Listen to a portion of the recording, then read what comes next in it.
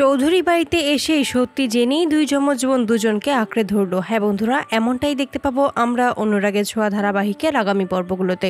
ভাগ্যের পরিহাসে দুই যমজ বোন চৌধুরী বাড়িতেই বউ হয়ে আসে, তবে সেখানে আসার পরেই সুদীপাকে কোনোভাবেই বড় মা মেনে নেয় না। বড় মা স্পষ্ট জানিয়ে দেয় সুদীপাকে কোনো দিনও সে মেনে নেবে না এই বাড়ির বউ হিসেবে।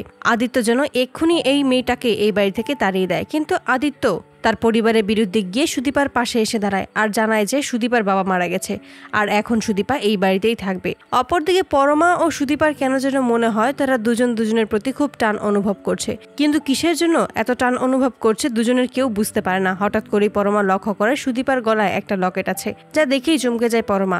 ভাবতে থাকে এই লকেটটা এত চেনা চেনা কেন মনে হচ্ছে। সুদীপাকে লকেটের ব্যাপারে জিজ্ঞেস করলে সুদীপার সমস্ত সত্যিটা বলে দেয় পরমাকে। এটা বলে যে তার একটা যমজ বোন রয়েছে এবং তার কাছেও আমার মতোই একটা লকেট রয়েছে। বড়মা তখন অতুলবাবুর কাছে সেই লকেটটার কথা মনে পড়ে, তখনই বাড়ি ফিরে আসে এবং অতুলবাবুকে সেই লকেটের কথা বললে অতুলবাবু লকেটটা দিয়ে দেয় আর পরমা বুঝতে পারে যে ওই সুদীপা আর অন্য কেউ নয়, তারই যমজ বোন। তো বন্ধুরা, তোমরা এটাই তো চাও জন্য এভাবেই চৌধুরী বাড়িতে এসেই যেন সকল সত্যি জানতে পারে দুই বোন, এবং দুই বোনই যেন দুজনকে আঁকড়ে ধরে কমেন্টে জানাও।